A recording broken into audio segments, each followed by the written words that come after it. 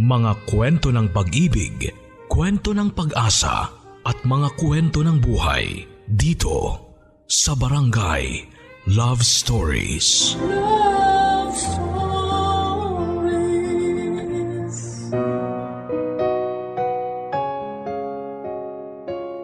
Ang kwento ay mula kay Emong, isang ulila sa magulang na nasa poder lamang ng kanyang lola.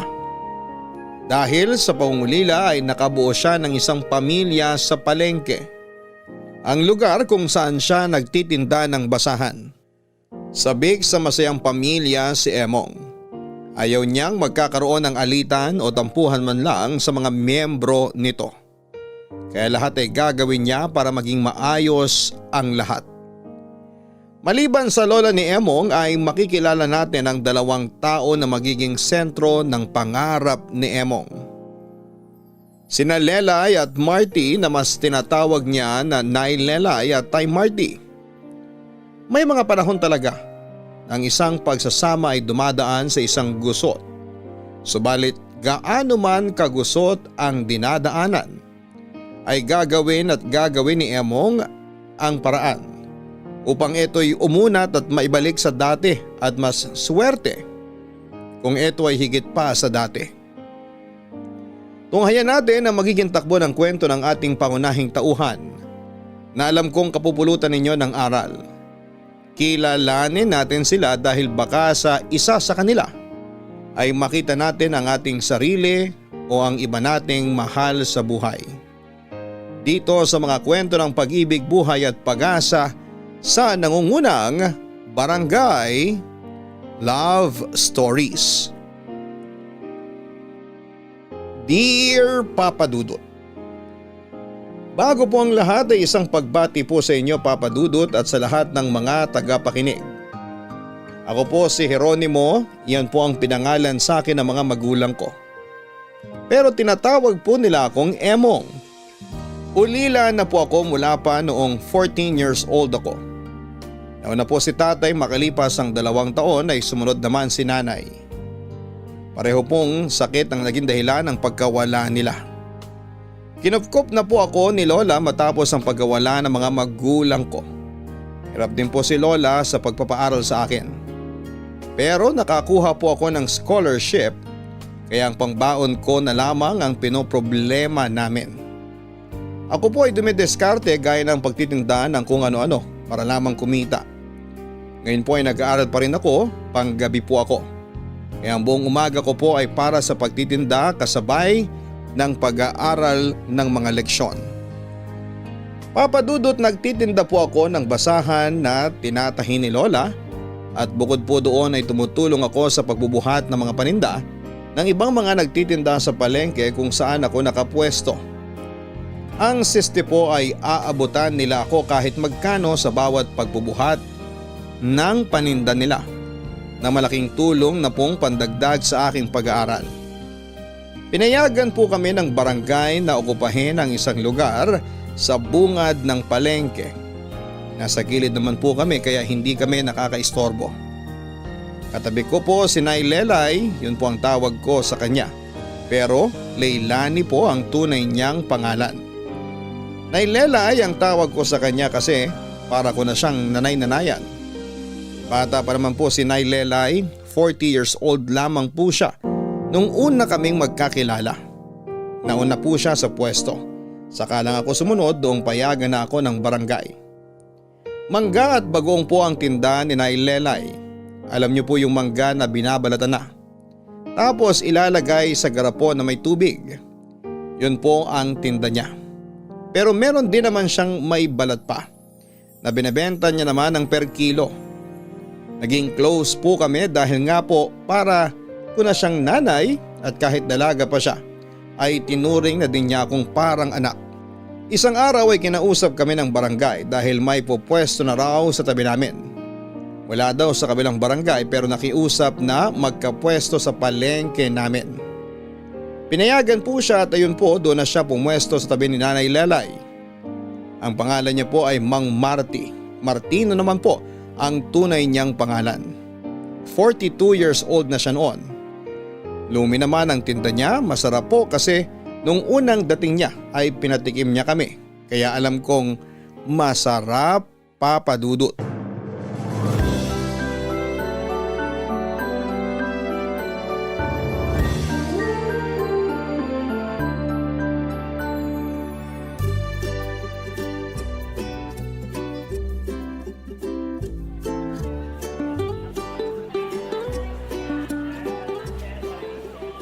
Good morning po. Good morning din. Kayo po ba yung pupwesto dito? Oo, dito ako nilagay ng barangay eh. Ayan, dyan ka. Matagal nang bakante ang lugar na yan. Yung dating nakapwesto dyan, si Mang Gimo, nagtitinda ng mga fishball, squidball at kikiam. Nasaan na siya nakapwesto ngayon? Doon na, sa sementeryo. Mas malakas siguro ang benta dun, no? Hindi po. Patay na po siya. Ha? Nakikiramay ako. Isang taon na rin naman, kaya naka-move on na kami. Ako nga po pala si Emong. Ito po tinda ko, mga basahan. Pero kung may mga kailangan kayo ipabuhat, nagbubuhat din po ako. Pakibuhat mo nga ako. Masaya pala kayo kasama. Ay, totoo po yan. Oo nga po pala. Siya si Nay Lelay. Yan naman ang tinda niya. Masarap na mangga at bagoong. Magandang umaga. Ako naman si Martino. Pero Martin na lang ay tawag niyo sa akin. Martino, Marty, tinanggal mo lang yung NO. 2 letra na lang, tinanggal mo pa. Ay, pwesto na po kayo. Baka masita po kayo dyan kasi nasa daan kayo. Oo nga. Lomi daw ang tinda mo? Oo, specialty ko to. Turo ng tatay ko sa akin. Dito din kami binuhay ni tatay. Wow, nakakatuwa naman. Ipinasa niya sa inyo galing niya sa pagluto ng lomi. Hindi na po siya nagtitinda ngayon? Nasa na tatay mo ngayon? Kasama na ni Mang Gimo. Okay lang. 10 taon nang wala si tatay. Uy, ano ba? Baka sabihin ng tatay mo siya, pinagtatawanan natin. Naku, hindi. Alaskador din yun. Kung buhay siguro yun, mas malakas pa ang tawa nun sa atin. Wow, umuusok pa yan laman ng kaldero. Oo, may ka lang sa ilalim to kaldero ko. Kaya mananatiling mainit yan hanggang maubos. Ang bango. Mukhang masarap. Masarap talaga yan. Kaya ako binuksan kasi bibigyan ko kayo ng free taste. Uy, wag na. Wala ka pang benta, mamimigay ka na. Naku, ganun talaga. Pampaswerte nga yung ipatikim sa mga kasamang tinda eh. Nakakahiya naman. Naku, kung tayo magkikita araw-araw, dapat hindi na tayo nagkakahiyaan. O ito, tikman mo. Sige na nga. O ito naman sa'yo, Emong. Salamat po. Dahan-dahan, mainit. Mainit nga. Napaso ang dila ko. Pero masarap nga talaga. Oo nga po. Ang galing po ng pagtuturo ng tatay nyo. Matutuwa si tatay sa sinabi mong yan. At sigurado magyayabang na naman yun kasi pinuri niyo ang timpla niya. Ibig mong sabihin, original na lasa to? Di mo binago? Oo, yan na ang timpla niya. Kasi bata pa ako, nakikita ko yung mga suki ni tatay. Talagang binabalik-balikan tong lomi niya. Kaya nga malaki ang naging tulong ng lomi ni tatay sa buhay namin. May asawa at anak na po kayo, Mang Marty? Wala pa. Ay, pareho kayo ni Nay Lelay. Teka, medyo naguluhan ako. Wala siyang asawa at anak pero nayang tawag mo sa kanya? Oo, nakasanayan na niya yon. Para ko na rin naman siyang anak. At para ko na siyang nanay. Nakakatuwa naman. Ay, sandali po, Mang Marty. Bakit po wala pa kayong asawa at anak? Uy, Emong, hindi magandang tanong yan ha. Pakikialam na yan. Ay, sorry po. Okay lang. Wala pa akong pamilya kasi medyo nasaktan ako doon sa huling naging girlfriend ko eh. Ay, bakit? Anong nangyari? Nay, hindi na pakikialam yan. Chismis na yan. Ay, sorry. Nakakatuwa naman kayo. Para talaga kayong mag-ina. Nako, change topic na nga tayo. Mabalik tayo dito sa lomi mo. Masarap talaga? Hayaan nyo, tuwing umaga, libre ang lomi nyo para sa almusal. Bigay ko na sa inyo. Uy, nakakahiya. Baka isipin mo nagparinig ako. Okay na, Nay Lelay. Bigay naman daw po eh. Huy, nakakahiya. Sinabi ko na kanina, di ba? Wala nang hiyaan. Kaya kain na kayo. Mag-aayos lang ako dito. Salamat. Papa Dudut, napakasaya ng araw na yon. Ang unang araw ng pagkikita naming tatlo. Buong araw na kwentuhan, tawanan. Ako po para naman makabawi sa libreng almusal na bigay ni Mang Marty. Tumutulong akong nagtatawag ng bibili ng lomi niya. Siyempre, ganoon din ang ginagawa ko para kay Nay Lelay. Gaya ng dati, tinutulungan ko siya. mabili ang lomi ni Mang Marty, lalo na noong merienda. Mabilis maubos ang lomi niya noong araw na yon. Si Nay Lelay naman ay maganda rin ang benta at ako ay sakto lang. May panggastos na kami ni Lola sa bahay at may pambaon na ako sa pagpasok ko sa gabi. Si Nay Lelay nga pag nakikita niyang hindi maganda ang benta ko ay inaabutan ako ng konti para makatulong. Noong una ay nahihiya pa ako pero nagagalit siya. Kaya para wag siyang magalit ay tinatanggap ko na lamang. Sa haba ng araw ay madami kaming napagkwentuhan. Nalaman ni Mang Marty ang tungkol sa mga magulang ko at nalaman niya din na si Lola na lang ang kasama ko. Kaya yun, pinababaunan po kami ng lomi para daw kay Lola. Siyempre, hindi ko tinanggihan para matikpan din ni Lola ang lomi ni Mang Marty. Natutuwa ko dahil dati si Nay Lelay lang ang parang magulang ko sa palengke. Ngayon ay kasama na si Mang Marty. Kaya dumating sa punto na may naisip akong gawin, Papa Dudut.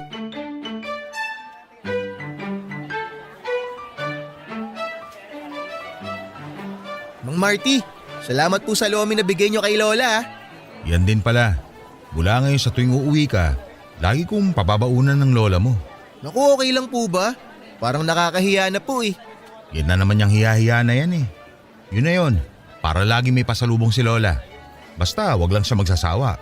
Maniwala po kayo Mang Marty, siguradong hindi niya pagsasawaan yung lomi nyo. Ano ba yung pinag-uusapan nyo dyan? Kayo po.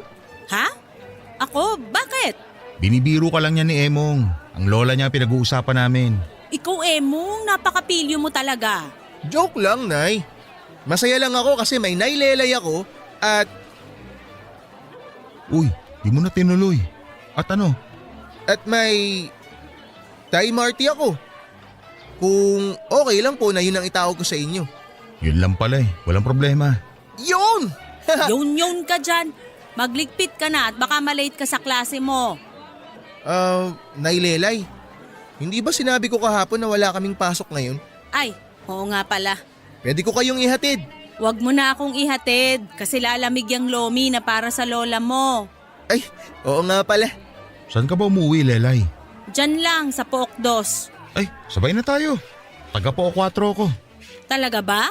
Oo, kasi di ba yung po 4 sakop na ng kabilang barangay? Ano? Anong Wala po. Naalala ko lang po na mataas pala score ko ron sa isang subject ko. Ah, mabuti.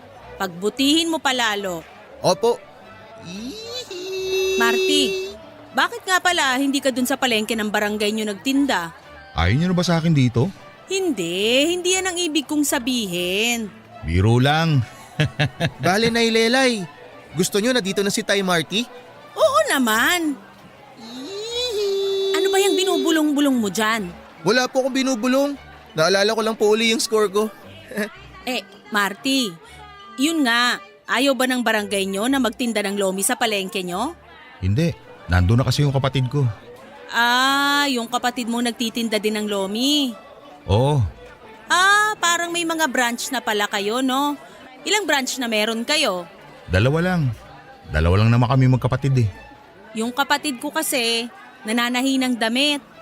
Modista siya, kaya eto, isang branch lang tuloy ang manggat bagoong ko.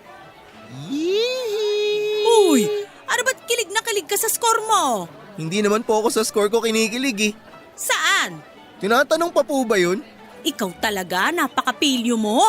Aray, Nay Lelay, huwag niyo kong kurutin. May kiliti ako dyan, huwag dyan. Nakakatuwa talaga kayo. Ay, hindi ka talaga titigil, ha? Aray, Nay! Pagpasensyahan mo na ito, ha? Hindi na naman nakainom ng gamot niya. Gamot? Bakit? Anong sakit na Emong? Sakit sa ulo ko. Ha? Halika na nga, umalis na tayo. Sige po. Bye po. Oh, akala ko ba ihahatid mo ko?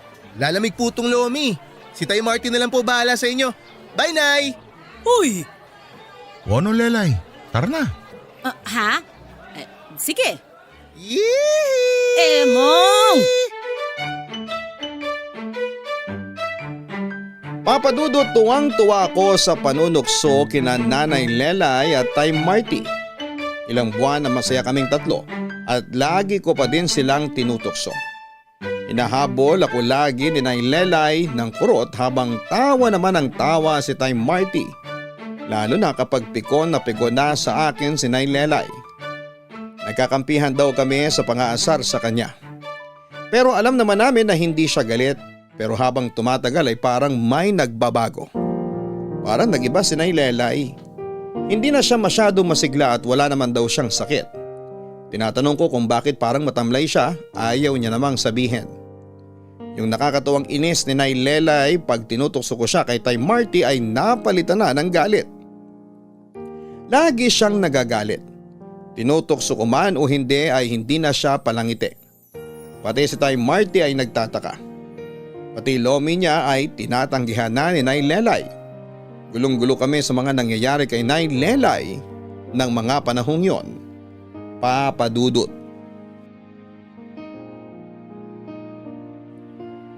Papa Dudut, hindi ko alam kung paano kakausapin si Nay Lelay. Kasi kada tanong ko sa kanya, lagi niyang sagot ay masama lang ang pakiramdam niya. Kaya lalo po akong nag-alala. Baka kung ano po ang sakit ni Nay Lelay at ayaw niya lang sabihin sa amin. Naalala ko tuloy ang tunay kong nanay, may nararamdaman na pala siya pero hindi niya sinasabi at tinitiis niya lamang. Nangihina na pala siya pero nilalabanan niya lang dahil nga po dalawa na lang kami mula nang mawala si tatay. Pinipilit po akong itaguyod ng nanay ko kaya yun na po ang pumasok sa isipan ko. Natatakot po ako sa maaaring mangyari kay Nay Lelay.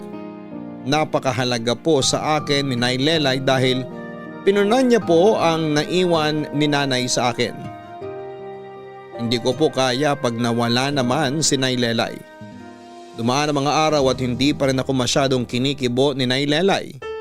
Hindi niya din po pinapansin si Tay Marty kaya wala ni isa sa amin ang nakakaalam kung ano ba talaga ang nangyayari sa kanya at kung ano ang nararamdaman niya. Hanggang sa isang araw ay nalaman namin ang katotohanan. Nay Lelay, kung pagod ka po ako na ang magtitinda. Magpahinga muna kayo. Ayos lang ako. Yang tinda mo ang asikasuhin mo.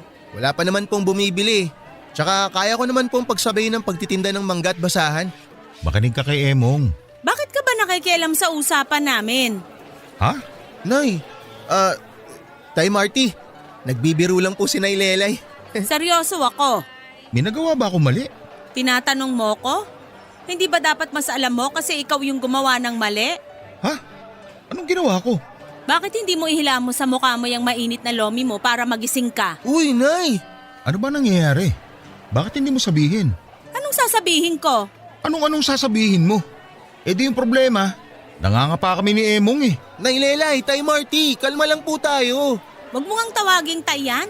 Hindi siya huwaran, baka matuto ka pa ng panlalamang sa kapwa. Panlalamang? Panlalamang, maang-maangan, kunwari di alam. Anong panlalamang sinasabi mo? Hindi pa ba klaro? Mas klaro ba ang salitang panggugulang? Ano bang ginawa ko? Bakit hindi mo ako diretsuhin? Teka, sandali lang po. Mag-usap po tayo ng mahinahon. Paano ka hihinahon kung ginugulangan ka? Saan at kailan kita ginulangan? Kita mo na? Nagmamaang-maangang ka pa talaga hanggang ngayon? Ewan ko sa'yo. Ang hirap mong kausap. Kanina pa kita tinatanong kung ano kinagagalit mo. Ayaw mo namang sabihin. Talaga? Kung ayaw mong sa'yo manggaling, tumahimik ka na lang. Talaga? Sandali lang, Tay Marty, Nay Lelay. Pwede ba tigilan nyo na yan? Huwag po kayong ganyan. Ako, normal na tao at walang inaagrabyado. Yan ang pagsabihan mo. Wala na ako sasabihin. Mabuti pa nga. Talaga? Tay, huwag ka na kasing pumatol. Hindi ako pumapatol. Kaya nga tatahimik na lang ako eh. Pero paano po maayos to kung hindi kayo mag-uusap? Paano ka makikipag-usap dyan eh ayaw namang sabihin ko anong issue? Hoy, ano yung sinasabi mo kay Emong? Tinuturuan mo ng mga maling gawain mo, no? Bakit mo ako kinakausap? Hindi ikaw ang kausap ko, si Emong. Sinungaling. Hoy, hindi ako sinungaling. Si Emong ang kinakausap ko, hindi ikaw. Eh yan nga kinakausap mo ako. Teka lang po sandali, hindi po maayos to kung ganyan kayong dalawa. Maaayos ito kapag umalis na yung mang-aagaw ng mga suki na yan. Ayun! Eh di nasabi mo rin. Sinabi ang alin? Na iniisip mo na inaagawan kita ng suki, kaya ka nagagalit. Hoy, hindi ko iniisip yon. Anong hindi mo iniisip eh kasasabi mo lang? Hindi ko lang iniisip yon dahil kitang-kita naman maliwanag pa sa sikat ng araw. Yung mga suki ko, hindi na sa akin bumibili. Wala akong inaagaw na suki mo. Wala akong tinatawag para sa akin na lang sila bumili. Oh, edi sinabi mo rin. Ang ano na naman? Anong ang ano naman? Sa bibig mo nang galing na tinatawag mo ang mga suki ko para sa'yo bumili. Anong sa bibig ko nang galing? Sinabi ko lang ang sinabi mo. Nay Lelay, naguguluhan ka lang. Wala pong inaagaw na suki si Tay Marty. Ano to, Emong? Kinakampihan mo yan? Nay, wala po akong kinakampihan. Pareho po kayong importante sa akin. Gusto ko lang po na magkalinawan para maging maayos ang lahat. Para paliliwanag balot na balot ng kadiliman ng isip niyan. Ano? Wala nang ulitan. Nadinig kong sinabi mo. Sinong kampo ng demonyo? Wow! Wala naman ako sinasabing ganyan ah. Sinabi mo, balot na balot ang kadiliman ng isip ko. Eh di sinasabi mo na kampon ako ng demonyo? Bahala ka na nga. Basta sa'yo nang galing yan. Pero Nay, Tay. Hayaan mo mo na, na, nak. Bakit mo ako ginagaya? Di kita ginagaya. Bahala ka na nga. Talaga, bahala ako. Nay, Tay, ano ba naman kayo? Papadudot para akong nasa gitna ng nagumpugang bato. Pero sabi ko sa sarili ko ay hindi ko papayagan na magkasira ang dalawang tao na importante sa buhay ko. Siguro si Nailela ay masyado lang naapektuhan sa paghina ng benta niya. Pero ganon din naman si Tay Marty. Mahina din ang benta kesa dati. Siguro naisip ni Nailela ay na lumipat ang suki niya kay Tay Marty kasi ilang suki niya ang bumibili ng lomi pero hindi bumibili ng mangga. Papadudot hindi naman po kompetensya ang nangyayari. Kasi ibang iba naman ang lomi sa mangga at bagoong. Naintindihan ko si Tay Marty nang sumama ang loob niya dahil sa iniisip ni Nailela ay sa kanya. Mahirap po ang nangyari nung mga panahon na yon dahil nga po literal na nasa gitna nila ako. Ilang araw na ganon sila ng ganon nag-aaway pero biglang tatahimik pag may bumibili. Ang dasal ko nga noon ay hindi ang magkabati sila, kundi sana'y mas madami pa ang bumili para tahimik lang sila. Siguro naman pag madami na ulit ang bumibili ay magbabago na ang isip ni Nailelay na inaagaw ni Tay Marty ang mga suki niya. Sa away nila ay customer lang ang pagitan ng tigil putukan kasi pag walang bumibili ayun ay parang digmaang pangkalawakan. Nakiusap ako sa kanila na sana'y huwag na silang magtinginan para hindi sila mag-away. Walang sumagot pero nagulat ako kinabukasan. Hindi nga sila nagkatinginan. Good morning, Nay Lelay. Good morning, nak. Mukhang maganda gising niyo ah. Oo. Pero syempre, lahat ng maganda, may pangit. Bakit, Nay? Anong pangit ang nangyari? Wala pa naman. Emong! Uy, Tay Marty! Ayan na, ang pangit na pangyayari. Parang tinanghali kayo ng gising, Tay ah. Kanina pa ako gising. Kanina pa din ako handa. Bakit ngayon lang kayo? Kasi papunta dito, may nakita akong dinosaur eh. Ayaw ko namang sabayan, baka kainin ako. Kaya binagalan ko papunta dito. Dinosaur? Kayo naman nagpapatawa kayo eh. Seryoso ako. Sandali, mag-aayos na ako. Nak, tingin mo uulan ba? Po? Parang hindi naman po. Ganun ba? Parang nagdilim kasi ang paligid eh. Hindi naman po ah. Hindi mo nakita, busy ka kasi. Nak, halika, kain ka ng lomi. Yon! Sige, Tay Marty. Nay, tara! Kumain na ako, nak. Sabi kasi sa akin ng doktor, kailangan ko kasing kainin ngayon yung masusustansyang pagkain. Masustansya naman po ang lomi. Hindi na, mataas sa carbohydrate yan. Sige na, ikaw na lang ang kumain. Nak, Ano po yun, Tay? kumain ka na at siguradong mainit to. Para ang nasa tabi ng impyerno sa init niyan. Nak, Ano yun, Nay? mag-ingat ka ha. Saan po? Nabasa ko kasi ang horoscope mo. Sabi, lumayo ka daw sa mga elementong nagpapaalala sa kampon ng elemento. Anong elemento po? Masamang element, gaya ng taong antipatiko, mayabang, bastos, makapal ang muka. Nak, nga pala. Nagpa-fungsoy ako. Isinabay na kita. Sabi daw, umiiwas sa pagharap sa kanan dahil maraming malas ang darating pag nakita mo ng harapan ng sumpa. Hindi ko po magets. Nak, Pakisabihan nga yung katabi mo na yung usok nung tinda niya dito na pupunta pag binubuksan yung kaldero. Ang sakit sa ilong eh. Hindi naman po ah. Ganyan nak pag inggit. Palagay ko takam na, pinipigilan pa. Nak, pakisabi sa katabi mo na kakain na lang ako ng lupa kesa sa tinda niyang walang lasa. Nay naman. Nak, makinig ka sa akin. Pakisabi, please. Ay. Tay Marty, mas kakain daw po si Nay Lelay ng lupa kaysa sa tinda ninyong walang lasa. Nak, pakisabi sa katabi mo na kung walang lasa ang tinda ko, di sana wala na bumibili noon pa. Kaso parami ang suki ko eh. Nay, mahaba po yung sinabi ni Tay Marty. Narinig nyo naman po, di ba? Hindi, nak eh. Kasi nabibingi ako pag masamang tao ang nagsasalita. Nak, tanong mo nga kung nadidinig niya ba ang sarili niya? Nak, pakisabi dinig na dinig ko dahil hindi ako masamang tao. Nak, pakisabi wag niyang lokohin ang sarili niya. Nak, pakisabi baka kailangan niya ng salamin para masabi niya mismo sa sarili niya yung mga pinagsasasabi niya. Nak, pakisabi may salamin ako. Pag sinuot ko nga, ang lino ng imahe ng masasamang tao. Pero ayokong tumingin sa kanya kasi baka malasin ako. Nak, pakisabi kung siya mamalasin pa lang, ako minalas na mula nung sumulpot siya dito. Nak, pakisabi, imposible ngang malasin siya. Kasi siya nga mismo yung malas eh. Biruin mo, minalas na malas, ang tindi nun. Nak, pakisabi mo ka siyang tanga, nagsasalita siya mag-isa. Nak! Nak! Po. Bakit hindi mo sinasabi ang mga sinasabi ko? Nay, kumakain po ako eh. Tsaka rinig nyo naman po ang isa't isa. Kaya sigurado akong narinig lahat ni Tatay Marty yung mga sinabi nyo kanina. Baka hindi niya narinig yung mga sinabi ko. Baka madumi ang tenga. Nak, pakisabi na kung sa akin, tenga lang ang madumi, siya yung isip niya, nukno ka ng dumi. Talbog sa'yo. Anong sabi mo? Nay, Tay, may customer! Good morning, po.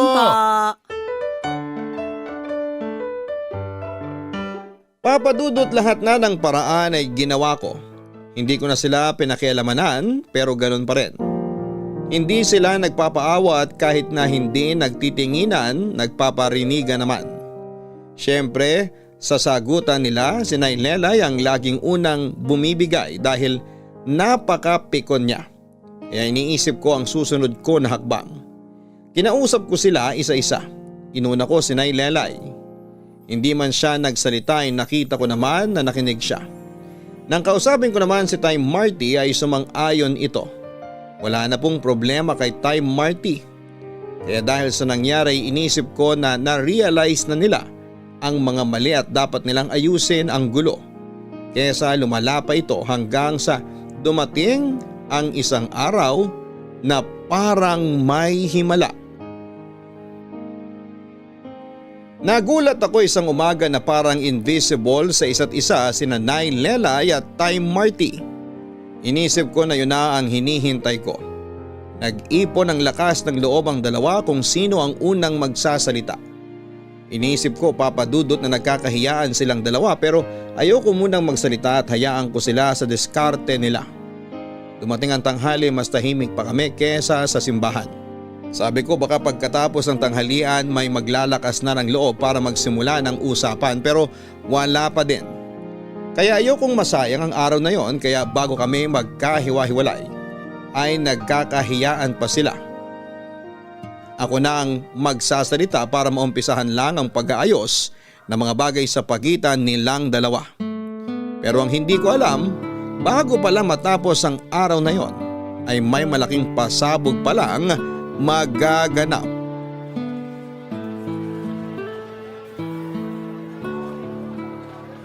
Kailangan mo ng tulong, Nay Lelay? Nako, kaya ko na to. Ikaw nga hindi ka pa nakaligpit dyan eh. Nay, basahan lang ang tinda ko. Isushoot ko lang lahat yun sa bag, tapos na ako.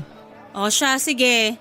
Pakiligpit tong mga mangga. Ibalik mo na sa kaeng. May kukunin lang ako kay Meling. No problem, Nay. Sandali lang ako. Tay, kayo, kailangan nyo ng tulong? Naku, ilalagay ko lang naman lahat to sa loob ng kaldero. Madali lang to. Okay po, iligpit ko lang po to. Sige lang, pag natapos na ako dito, tutulungan kita. Salamat, Tay. Ay, huwag mo kalimutan tong lomi para sa lola mo. Madaming sabaw to para hindi matuyo pag ininit mo. Ay, nakapagtira pa po kayo? Uy, ano bang tira? Kanino ko pa to binukod? Nakakahiya naman, Tay Marty. Wow, tinawag pa akong Tay. Nahihiya naman pala sa akin. Nahihiya po ako kasi yung lalagyan nyo hindi nyo na po mauwi-uwi. Kasi tuwing dadaling ko sa umaga para isoli sa inyo, ipapabitbit nyo naman uli sa akin pa uwi sa hapon ng may laman na. Yun nga ang gamit nitong lalagyan na to kaya ako dinala. Tsak, matutuwa na naman si Lola niyan. Excited na nga po yun sa birthday niya eh. Kasi sinabi ko na pupunta kayong dalawa ni Nay Lelay. Nako, kung papupuntahin mo ako, pupunta ba yung nailelay mo? Tayo naman, nakita mo nga tahimik na eh. Hindi ka na po inaaway mula kaninang umaga. Hindi nga ako inaway, hindi naman ako kinakausap. Para ako multo. Ganun lang po yun, nahihiya pa siguro. Sana nga. Tsak yun, Tay Marty. Oh, tapos na ako sa pagliligpit dito. Tulungan na kita dyan. Eto Tay, ilipat lang po natin tong mangga sa kariton pabalik sa kaing. Batang to. Siyempre alam ko na yan. Sa araw-araw ba naman na nakikita ko si Lelay na ginagawa ito? Tapos madalas tumutulong din ako. Ay, iba na nga pala ngayon. Oh, Tay Marty, umiimo na naman kayo dyan. Oo nga, napansin ko rin. Ay teka, mabalik tayo. Kailan ba birthday ng lola mo? Sa 1 buwan na po. Naku, malapit na pala. Ano kaya mairegalo sa kanya? Teka, ano bang gusto niya? Yung paborito niya po? Oo, Lomi po. loko ka talaga. Siyempre magluluto ako ng lomi pandagdag handa. Pero dapat yung regalo ko iba na. Nako, hindi naman po maselan si Lola. Kahit anong ibigay niyo ron, siguradong maiiyak yun. Maiiyak? Opo. Ako nga po may binigay lang na kung ano sa kanya nung minsan. Ayun, naiyak na. Talaga? Ay ano bang binigay mo sa kanya? Problema po. Sinasabi ko na nga ba eh. Oh Lelay, nandiyan ka na pala. Oo, at kitang-kita ko kung paano mo pinagtatawanan yung mga manggang tinda ko.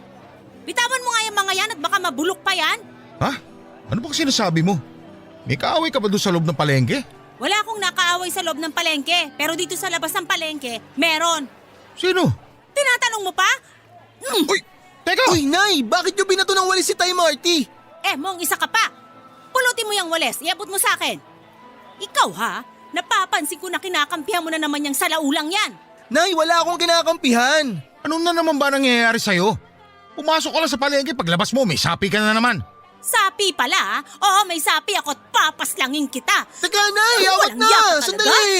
Aray! Teka, Aray, Nay, Lelay! awat na! Aray! Masakit yung walis mo! Walis tambo lang, nasasaktan ka na? Ang arte mo? Bagay talaga sa'yo yung pangalan mong Marty. Masyado kang maarte. Aray! Nailelay naman, ayaw magpaawat eh.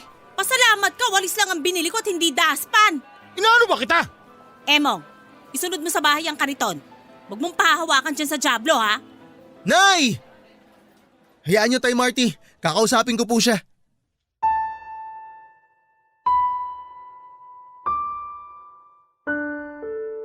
Papa Dudut, hindi ko alam kung paano mamamagitan sa kanilang dalawa dahil sige ng sige sa paghampas ng walis tambo si Nay Lelay kay Tay Marty.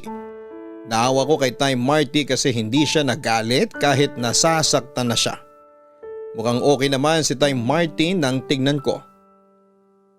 Yung pinakabuhok ng tambo ang tumatama sa kanya kaya matapos noon ay bahing siya ng bahing. Papa Dudut, may allergy pala si Tay Marty sa alikabok ng walis tambo kaya ayon tuloy-tuloy ang pagbahing niya. Sinasabayan ako ni Tay Marty papunta kina Nay Lelay. Umiwalay na lamang siya noong malapit na kami sa tapat ng bahay ni Nay Lelay. Baka daw makita na magkasama kami at sa akin naman daw magalit si Nay Lelay. Ang hirap, Papa Dudut, mahal ko sila pareho pero paano po kaya? Pagdating sa bahay ni Nay Lelay ay kinausap ko siya at pinaliwanag ko sa kanya kung bakit tumatawa ng ganon si Tay Marty nang abutan niya. Na dahil yon sa biniro ko tungkol sa binigay kong problema kay Lola. Kilalang kilala ko si Nay Lelay kaya nakita ko ang reaksyon niya na napahiya siya dahil sa kilalang kilala ko nga si Nay Lelay kaya alam kong hindi agad magbababa siya ng pride. Pero at least, Papa Dudut, ay naliwanagan na siya. Oh, Nak. Good morning, Nay Lelay. Good morning. Bakit ngayon ka lang? Tinanghali po ako ng gising eh. Bakit? Saan ka ba galing? Sa bahay lang po. Ginabi ba kayo sa klase? Ngayon naman, panggabi naman po talaga yung klase ko. Ay, oo nga. Ang ibig kong sabihin, sumobra ba kayo sa oras sa klase? Hindi naman po. Ganun pa rin naman po yung oras ng tapos, alas 9 ng gabi. Oh, ganun naman pala eh. Eh bakit ka napuyat? Nay, hindi naman po ako napuyat. Ang sabi ko, tinanghali po ako ng gising. Pareho din yun. Bakit ka nga tinanghali ng gising? Kasi Nay, nakatulog po ako ng mahaba. Okay. Ay, teka. Ay naku, ikaw. Hihilahin ko yung patilya mo eh. Niloloko mo ako eh. Pareho lang yun eh.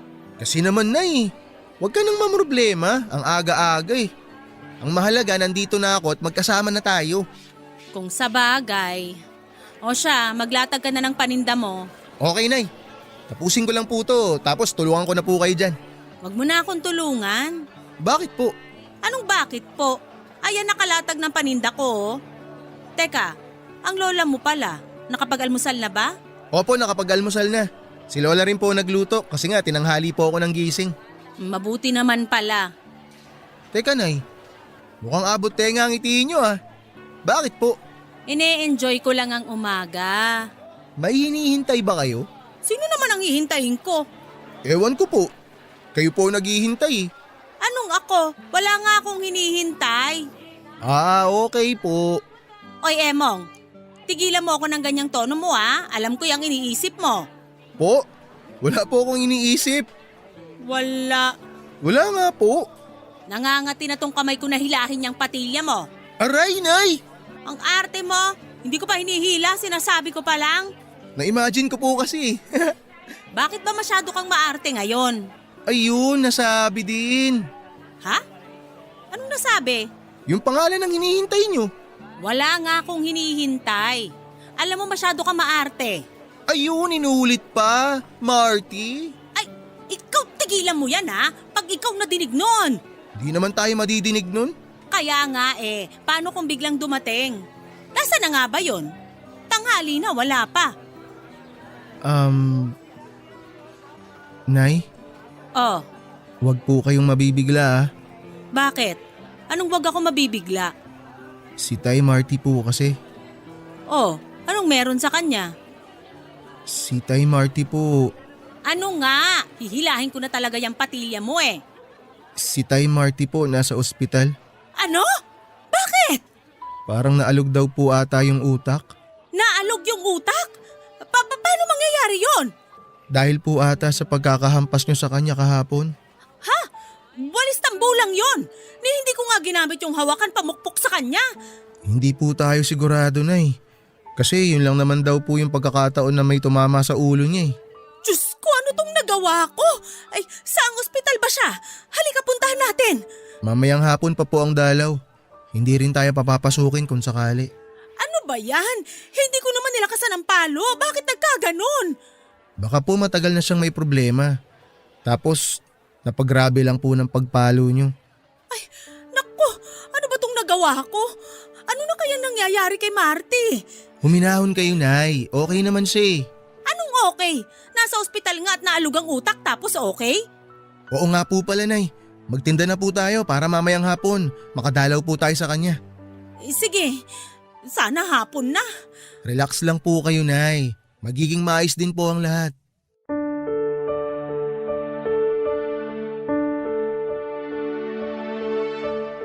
Ang totoo, Papa Dudut, kaya ako na late nang punta sa palengke ay dumaan si Tay Marty sa bahay. Hindi po totoong malubha ang sakit niya at nasa ospital siya. Biro ko lang po kay Nay Lela yon. Pero nang makita ko na alalang-alala siya ay natuwa po ako kaya tinuloy ko na yung biro. Nagpunta sa bahay si Tay Marty para nga magpaalam na hindi siya pupunta sa palengke dahil may aasikasuhin siya. At kaya po may almusal si Lola ay dahil din po sa dinalhan ni Tay Marty. Kahit para lang kay Lola ay nagluto talaga si Tay Marty. Kaya yon si Lola tuwang-tuwa, hindi lang dahil sa lome kundi sa pagbisita sa akin ni Tay Marty. Pero noong oras na yon may problema ako, Papa Dudut. Naisip ko na paano ko kaya babawiin kay Nay Lela yung mga sinabi ko. Gumawa pa ako ng sariling multo para akong naglagay ng patibong na ako din ang nahulog. Matapos nga po ang buong araw ng pagsakay ko sa biro ko kay Nay Lelay dahil nakita ko na sobrang concerned kasi niya kay Tay Marty. Noong pumatak ang 3:00 ng hapon ay doon ako nagsimulang mag-alala kung paano ko babawiin ang sinabi ko. Kailangan kong gumawa ng paraan, Papa Dudut, kaya nagpaalam ako sandali kay Nay Lelay na kitang-kita naman na parang tinutulak ang oras. Para mag-alas 5 na para makapunta na sa ospital. Pumayag siya na umalis muna ako sandali pero hindi naman po ako lumayo. Nandun lang po ako sa may likod ng bakod at nag-iisip kung paano isasalba ang sarili ko sa ginawa ko. Hanggang sa makaisip ako ng paraan. Bago ako bumalik sa pwesto namin ay huminga na muna ako ng malalim. Saka nagtatakbo para sabihin ang isang balita na gawa-gawa ko lang din. Sinabi ko na nakasalubong ko ang kapatid ni Tay Marty at sinabing inilipat ng ospital si Tay Marty at bukas na kami babalitaan kung saan at kung kailan pwedeng dumalaw. Nalungkot si Nay Lelay sa balita kaya lalo akong na-guilty. Hindi ko po talaga alam ang gagawin ko kaya umuwi kami ng parehong nag-aalala. Si Nay Lelay ay nag-aalala kay Tay Marty at ako naman ay nag-aalala sa kung ano ang gagawin ni Nay Lelay pag nalaman niya ang totoo. Dumating nga ang kinabukasan, kabado ako habang papunta sa palengke.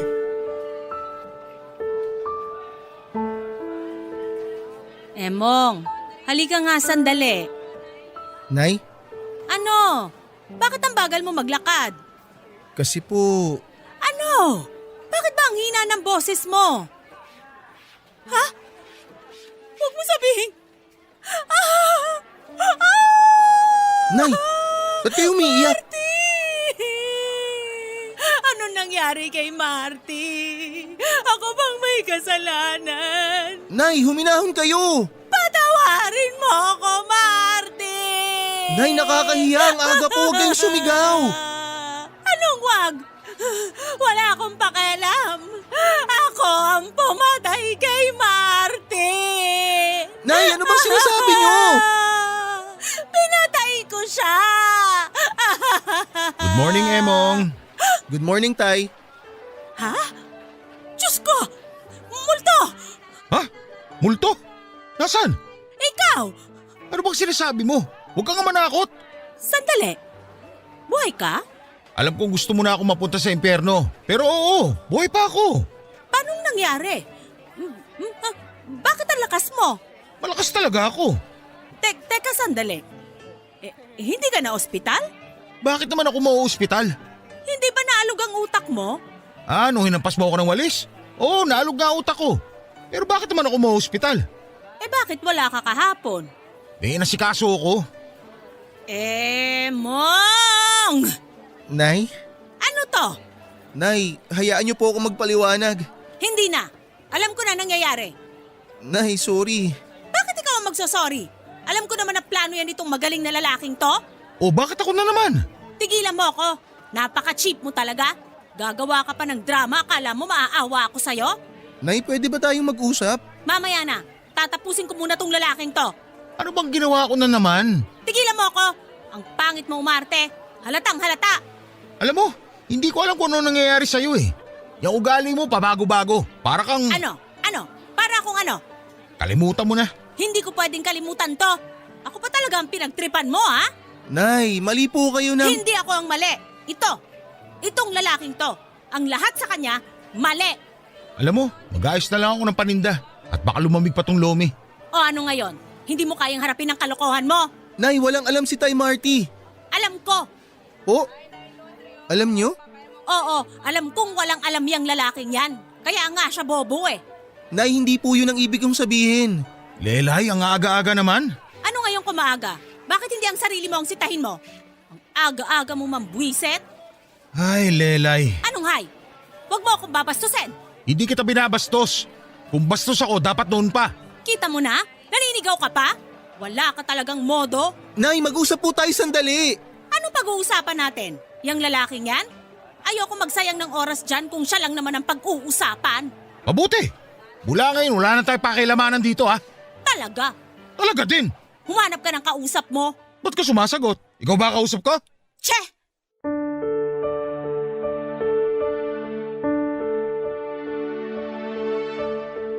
Papa Dudut ayaw magpaawat ni Nay Lelay at Tay Marty.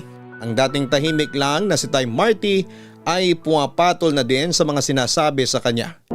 Imbes na maayos ko ay mas pinalala ko pa ang away nila ni Nay Lelay at Tay Marty.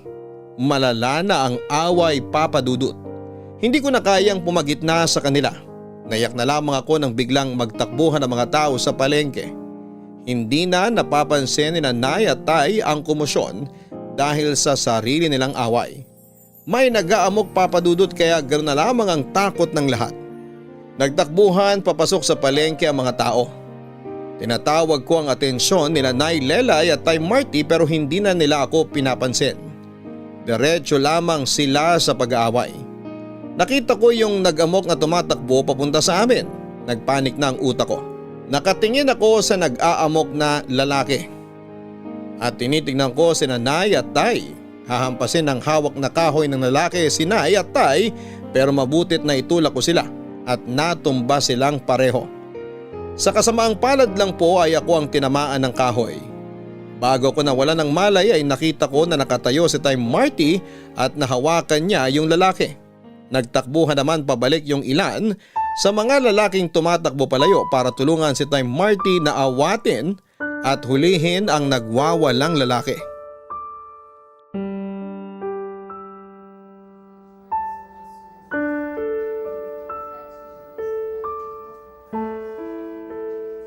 Diyos ko, tulungan mo po si Emong.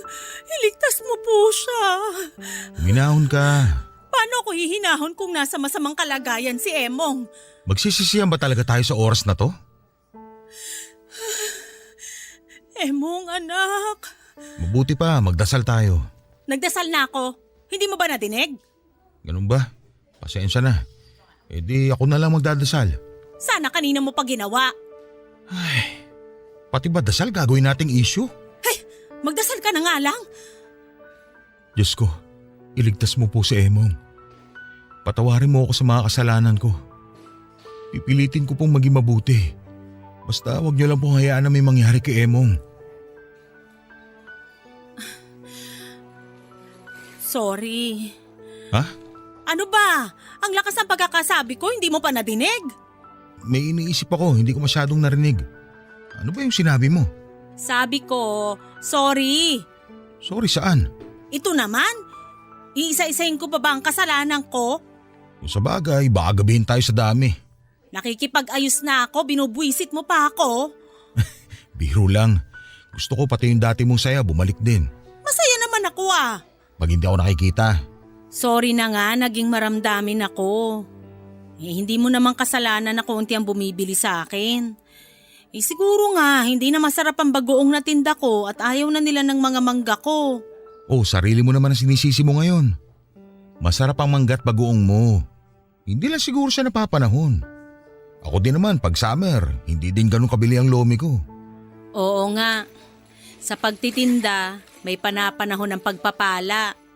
Nabulag lang siguro ako ng inis ko. Hindi ko napapansin na ganun na pala dati pa.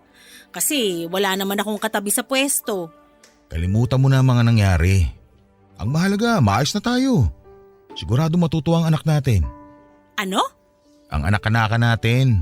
Paano siya matutuwa kung wala siyang malay? May awa ang Diyos. Magkakamalay din siya. Ay, paano ba natin to sasabihin sa lola niya? Iniisip ko nga din yan eh. Matanda ng lola ni Emong. Baka mag-alala ng sobra yun. Bahala na. Hintayin muna natin ang sasabihin ng doktor. Saka tayo magdesisyon. Emong, gumising ka na, anak. Sandali. Ayun yung nurse kanina. Lalapitan ko. Makikibalita ako. Sige. Diyos ko, malaki po ang kasalanan ko kay Emong. Ilang beses na niya akong kinausap para magkaayos kami ni Marty pero dahil sa pride ko, hindi ko siya pinakinggan. Diyos ko, si Emong na lang po ang nagpapasaya sa akin. Itinuring niya akong parang tunay na ina at siya naman bilang tunay kong anak. Bigyan mo pa po kami ng mahabang panahon na pagsasama. Sana po habaan niyo pa ang pagpapahiram sa buhay ni Emong. Lelay! Marty, anong sabi? Kamusta daw si Emong? Halika! Pwede na daw pumasok sa loob. Nagkamalay na si Emong. Salamat po! Salamat po, Diyos ko! Tara na!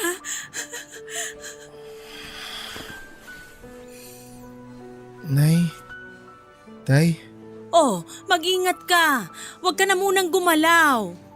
Nay, Tay, ano man po ang mangyari, mahal na mahal ko po kayo.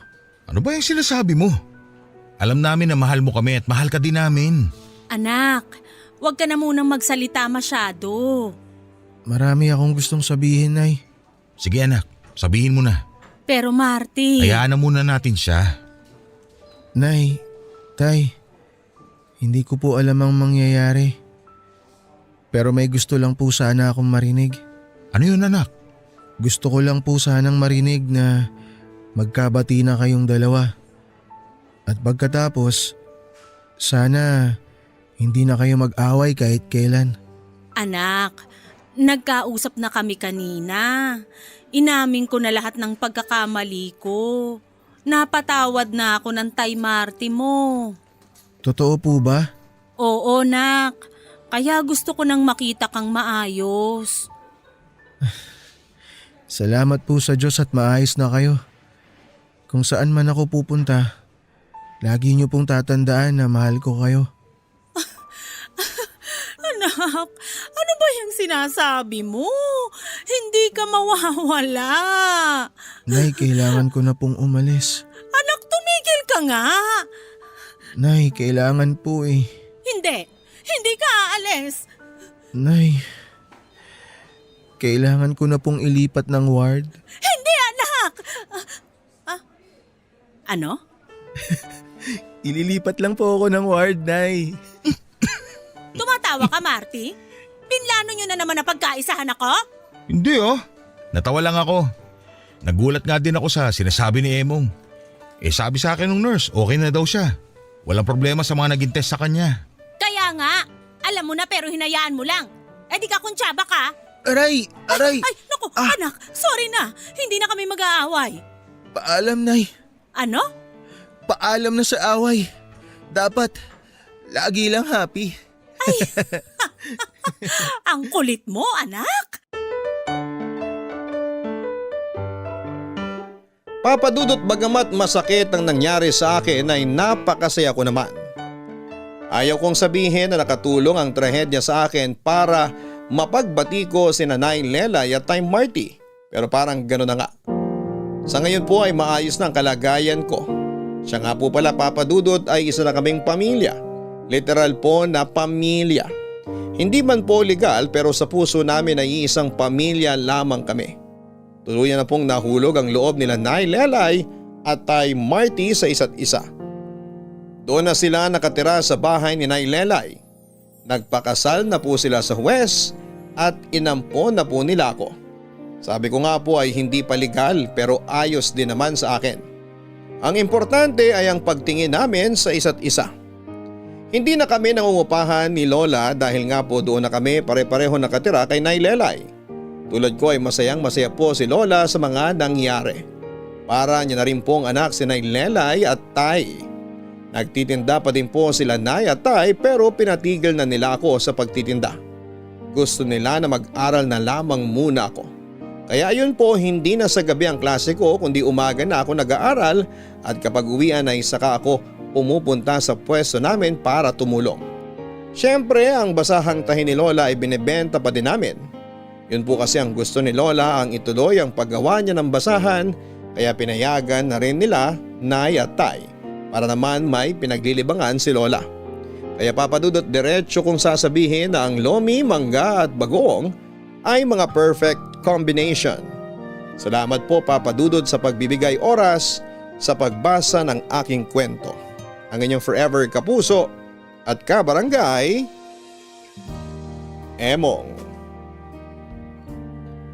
Sa kwento ay nalaman natin na nagpakakupido si Emong.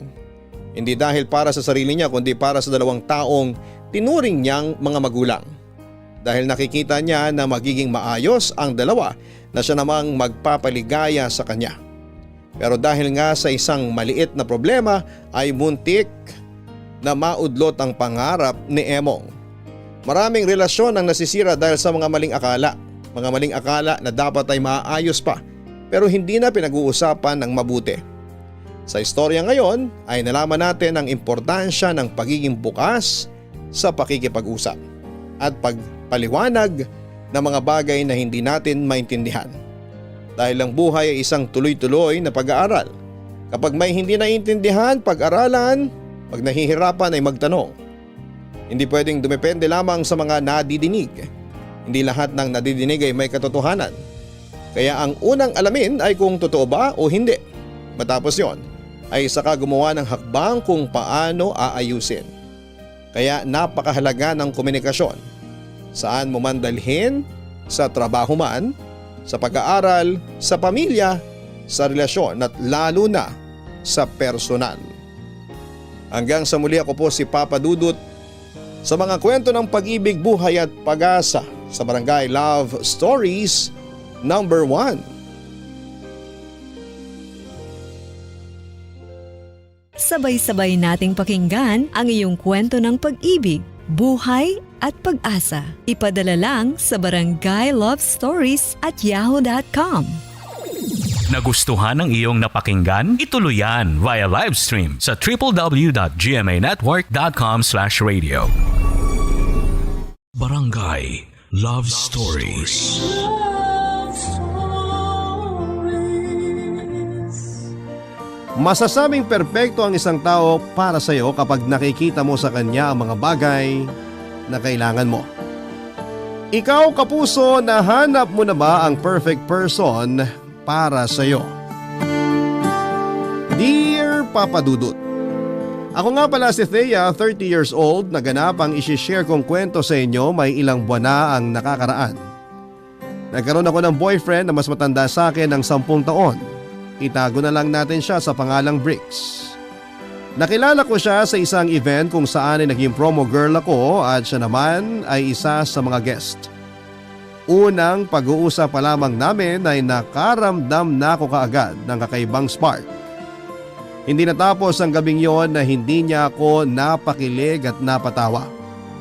Kahinaan ko pa naman ang dalawang yon, Papa Dudut. Kaya naman after ng event na yon ay ako na ang naglakas ng loob na kunin ang number niya. Wala kasi akong Facebook noon dahil binura ko ng time na nagkahiwalay kami ng ex ko. Hindi rin kasi nakatulong sa mental health ko ang makita pa ang ex ko na pakalat-kalat sa Facebook. Niligawan ako ni Bricks ilang araw after ng event kung saan kami nagkasama. Hindi ko na nga pinatagal pa ang panliligaw niya dahil baka makawala pa siya. Naniniwala naman kasi ako noon na hindi na dapat pinapatagal ang panliligaw kung seryoso ka na sa kanya. Nagkataon na talagang seryoso na ako kay Bricks at naging kami kaagad. At hindi ko pinagsisihan ng desisyon na yon, lalo na nang mas makilala ko pa siya, Papa Dudut. Pinaka-okay na talaga siya sa lahat ng mga nakarelasyon ko. Unang beses yon na nakaramdam ako na itrato ng maayos.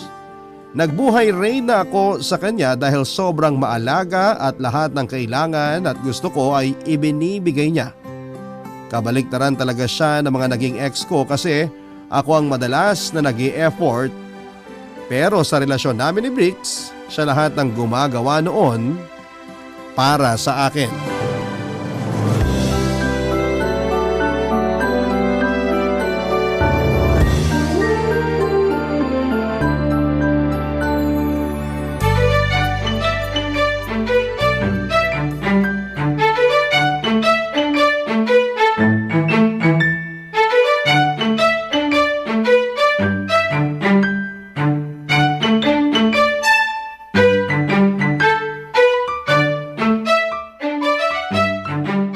Sorry, hindi ko kaagad nasagot yung tawag mo. Nakaidlip kasi ako sa sopa. Kala ko naman busy ka sa ibang lalaki. Uy, walang ganyan. Alam mong ikaw lang ang forever. Biro lang naman. May tiwala naman ako sa'yo. Dapat lang. Alam mo namang patay na patay ako sa'yo eh. Ako rin naman. So bakit ka nga nakipagkita sa akin? Miss mo na ako agad? Ang clingy ha. Kahit naman kasama kita parang namimiss pa rin kita. Ewan ko, iba ang tama ako sa'yo . Di na kailangan mambola ha, nakuha mo na ako eh. Kuhang-kuha na. Kahit naman sa akin ka na, kailangan ko pa rin ipaalala sa'yo na mahal kita. Huwag kang ang ganyan. Baka buntisin kita eh. Ako talaga ang mabubuntis? Bakit ka nga andito? Dali na habang hindi pa nauubos yung kilig ko. Diba sabi mo gusto mo ng asong corgi? Oo, pangarap ko yung asong yun. Ibabalita ko lang sa'yo na nakabili na ako. Seryoso ka ba? Nasaan? Nasa bulsa ko. Bulsa? Ano yan, keychain lang? Joke. Nasa kaibigan ko pa. Bukas ko pa kukunin. Ay hala, seryoso ka talaga? Kumuha ka talaga? Mukha ba ako nagbibiro? Ang aga mo naman akong sinorpresa, bukas ko pa pala makukuha. Na-excite ako eh. Kailangan ko na agad ibalita sa'yo. Pwede naman kasi bukas, ikaw talaga? O baka ginamit ko lang talagang excuse yung aso para makita kita ngayon. Napupuno na naman ako ng kilig sa katawan ha. Umaapaw na ba? Tumatagas na. Yung corgi muna ang baby natin ha. Kahit wala pang corgi, ikaw na muna ang baby ko. Ako naman ang umaapaw sa kilig ngayon. Huwag kang competitive, mas umaapaw ang kilig ko kaysa sayo.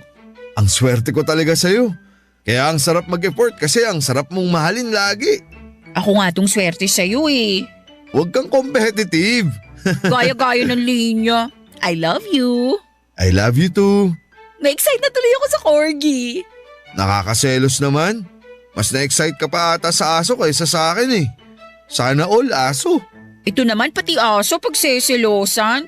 Alam mo namang ikaw lang ang number 1 na aso sa buhay ko eh. Oo, aso talaga ako. Kasi sobrang loyal ko sa'yo. Di ko yun napaghandaan ah. Alam mo kung ano yung dapat mong paghandaan? Sige nga, ano? Paghandaan mo pa yung ibang effort ko sa susunod.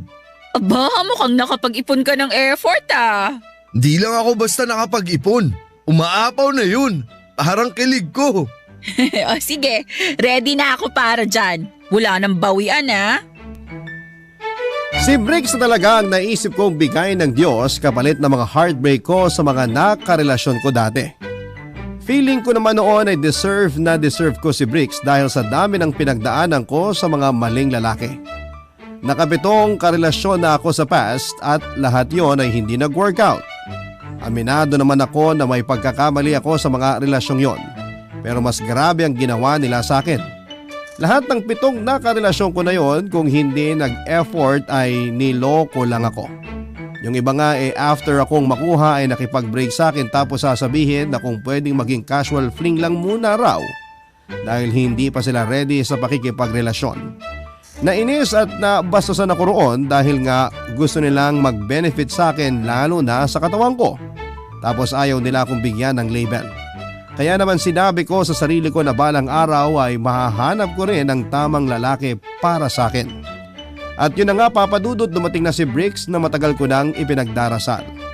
Totoo nga yung pagminahal mo ang sarili mo ay saka naman ibibigay ng universe ang tamang tao para sa'yo. Ganon kasi ang nangyari sa amin ni Briggs. Nakwento ko ngayon sa aking best friend na si Iya, naging kaklase ko sa college si Iya at doon nagsimula ang friendship namin papadudot. Siya rin ang naging witness sa lahat ng pain na naranasan ko mula sa mga nakaraang relasyon ko. Kaya naman nung nakilala ko si Briggs, agad ko nang nakwento kay Iya ang tungkol sa kanya. Siyempre very supportive noon si Iya sa akin dahil gusto na niyang mahanap ko ang tamang lalaki para sa akin. Sinabi nga niya na gusto na niyang makarelate ako sa buhay may asawa. Meron na kasing asawa si Iya at napakaganda ng love story nila. Kaya naman pinagdasal ko sa Diyos na sana'y maranasan ko rin ang naranasan ni Iya pagdating sa love life. At nangyari na ngayon sa tulong ni Briggs.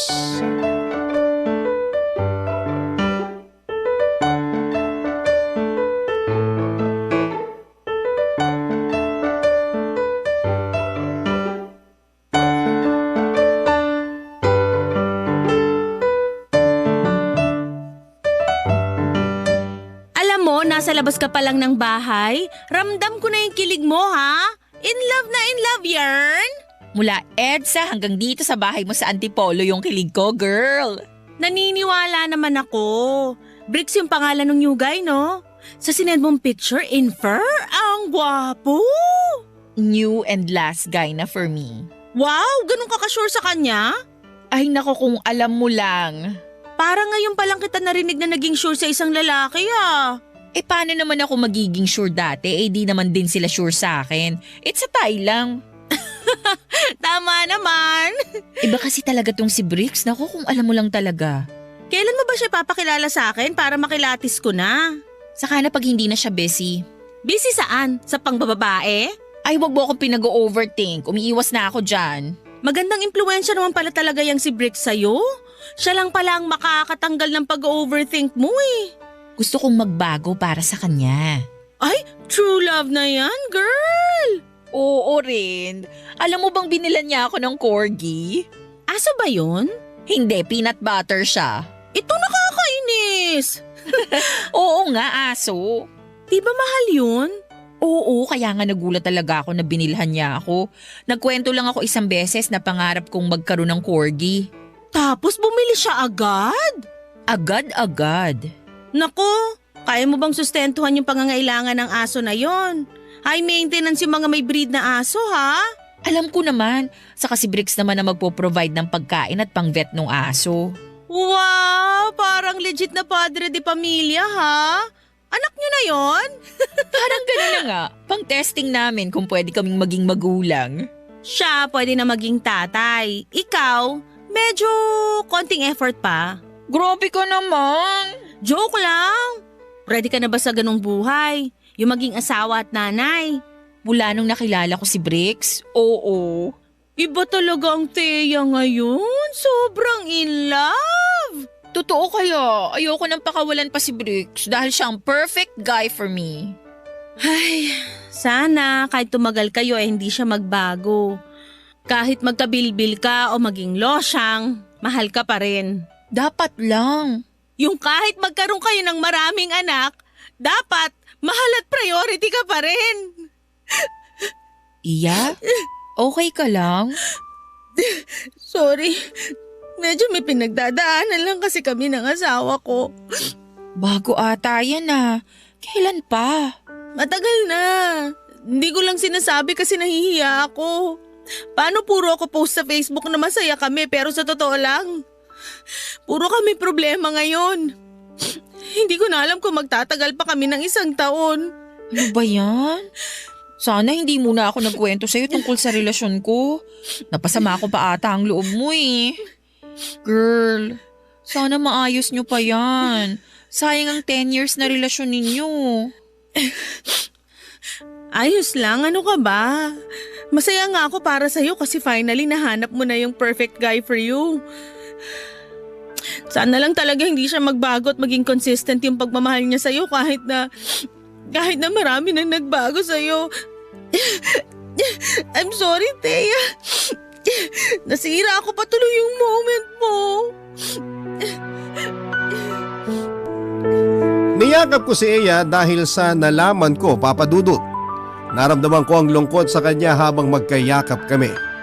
Nakilala niya noong college kami ang napangasawa niya, sila pa nga ang inidolo ko pagdating sa relasyon dahil sobrang ma-effort yung guy para kay Eya. Minsan nga habang nasa trabaho kami ay nagpadala ng maraming rosas at chocolates yung asawa ni Eya sa kanya. Take note lang po, ordinary day lang po yon pero akala mo ay may okasyon nang nagpasabog ng effort si guy. Ayaw ko na lang i-mention ang pangalan ng asawa ni Eya dahil naiinis ako sa kanya. Lalo na nung nalaman kong munti ka nang may mangyari sa guy na yon at sa katrabaho niya noong minsang nagkainuman sa team building nila sa work. Marami pang nakwento si Eya sa akin tungkol sa pagkasira ng relasyon nila. Hindi naman niya magawang iwan si guy dahil meron na silang 2 anak. Napaisip at natakot tuloy ako sa mga nangyari sa kanilang mag-asawa, Papa Dudut. Naisip ko na paano kaya kung tumagal kami ni Briggs at mangyari din yon. Ma-effort si Briggs tulad ng napangasawa ni Eya pero anong nangyari? Ayaw ko na noon na mag-overthink pero hindi ko mapigilan ang sarili ko dahil nga masyado na akong nahulog kay Briggs. Nakaplano na ako ng future kasama siya at hindi ko mapigilang makaramdam ng takot kung sakali mang hindi matuloy ang plano na yon, Papa Dudut. Sinikap kong tanggalin sa isipan ko ang takot at nag-enjoy lang sa piling ni Bricks. Naisip ko rin kasi na hindi makakatulong ang pag-overthink dahil baka makasira pa yon sa magandang simula namin ni Bricks. Kaya naman nagtiwala na lamang ako sa kanya at sa plano ni Lord para sa amin. Sinurrender ko na noon sa kapalaran kung magiging kami forever o matutulad lamang kami sa mga nawasak na relasyon. Pero lihim sa puso ko ang panalangin noon na sana ay hindi na matapos ang magandang simula namin ni Bricks noon, Papa Dudut. Barangay Love Stories. Barangay Love Stories. Sa paglipas pa ng mga buwan ay nabawasan ang pangamba ko na baka mauwi lang kami sa wala ni Bricks. Nagpatuloy kasi siya sa pagiging consistent sa akin. Kaya wala akong ibang oras para magduda pa, Papa Dudut. Nag-effort na rin ako magtiwala para hindi ko maisip na mauuwi lang muli sa walang relasyon na meron kami. Sunuklian ko lahat ng mga ginagawa niya para sa akin para hindi naman siya mag-isip na di worth ang mga effort na ibinibigay niya sa akin. Lahat ay ginawa ko para sa kanya na hindi ko inakalang magagawa ko. Lahat ng mga bagay na natakot akong gawin sa mga nakarelasyon ko dati ay hindi ginawa ay ginawa ko sa kanya. Ganun ko noon kakampante na kasama si Bricks, Papa Dudut, dahil alam kong kailangan kong isugal ang lahat pagdating sa kanya. Naramdaman ko kasi na sa pagsugal ko sa relasyon namin ay alam kong panalo ako. Papa Dudut, wala na ako masyadong in-expect pa kay Bricks para magpatuloy ang masayang relasyon namin. Yun kasi naging problema ko sa mga ex ko. Masyado kong tinaasan ang expectations ko sa kanila kaya siguro'y nalunod sila at natakot. Iniwasan nila ako hanggang isang araw ay nawala na yung gana nila sa akin. May nagsabi sa akin na kapag nalulunod daw ang isang lalaki sa expectations ng isang babae ay kusa silang tumitiklop at nawawala. Ayoko naman na gano'n ang mangyari sa amin ni Bricks. Kaya hindi ako naghangad ng kahit na ano na alam ko at ramdam kong mahihirapan siyang abutin. Natuto ako mag-adjust sa kung ano man ang kaya niya lamang ibigay sa akin. Kaya lang sa mga pinapakita at inaabot niya sa akin ay na-feel ko na kaya niyang gawin lahat kahit yung mga imposible. Perfect guy na talaga noon si Bricks. Para sa akin, Papa Dudut.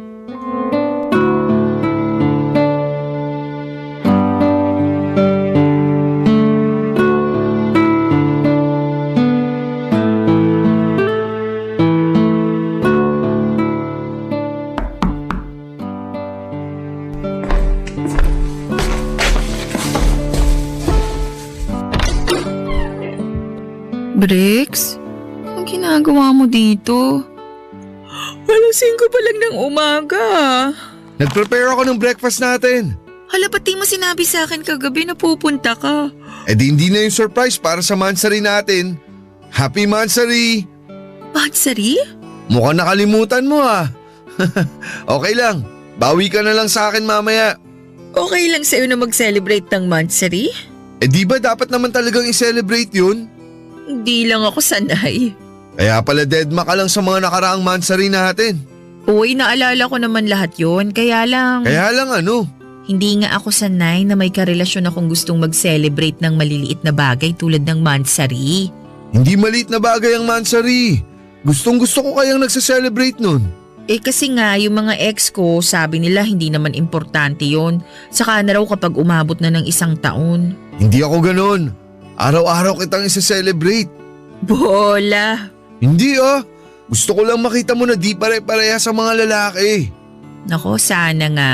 Wag na lang nating ituloy itong ganitong usapan. Baka masisipa ako sa mga ginawa sa'yo ng mga ex mo. Kain na tayo? Ano ba yung dala mo? Tosino at itlog. Tapos may danggit. Gusto ko yan lahat. Hanggang prito lang ang alam ko eh. Sorry.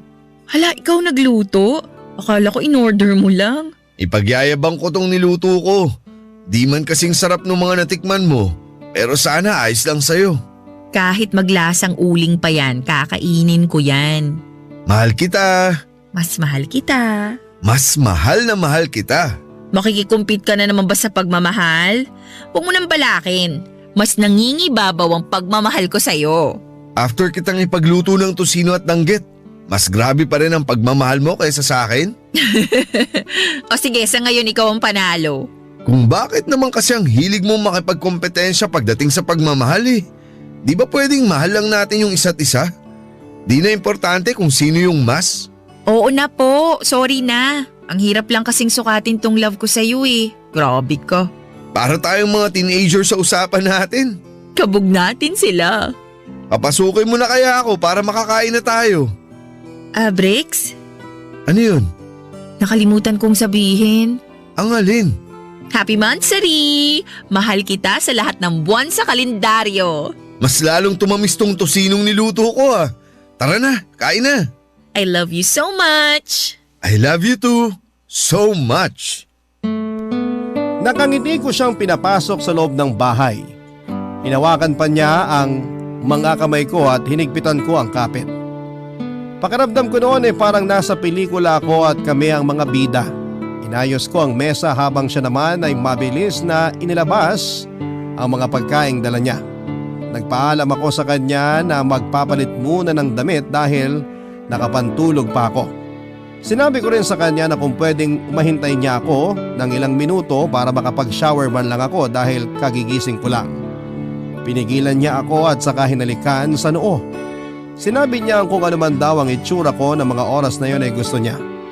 Namula ang mga pisngi ko sa papuri na yon at yon ang unang beses na may nagsabi sa akin ng ganon.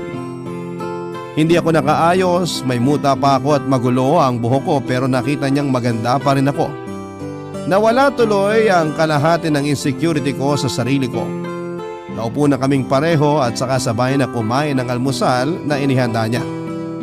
Sa pagpapatuloy noon ng relasyon namin, Papa Dudut, ay marami pang ginawa si Bricks na hindi ko inakalang matatanggap ko. Lagi talaga siyang may bagong sorpresa noon. At hindi ko alam kung paano niya i-maintain yon kapag umabot na kami ng ilang taon. May mga umagang bigla na lamang siyang kumakatok noon sa bahay para ayain ako mag-travel. Madalas ay nagpupunta kami noon sa beach para masilayan ang bagong gising na araw habang nagtsatsa. Payapa ang puso ko noon sa piling ni Bricks at yun naman ang pinangarap ko una pa lamang. Marami nang nangyaring hindi maganda sa akin sa nakaraan. Kaya kapayapaan na lamang ang hanap ko at nakuha ko yon sa piling niya. Pinagdasal ko sa Diyos na sana ay hayaan niyang manatili ang kapayapaan na yon sa puso ko, Papa Dudut.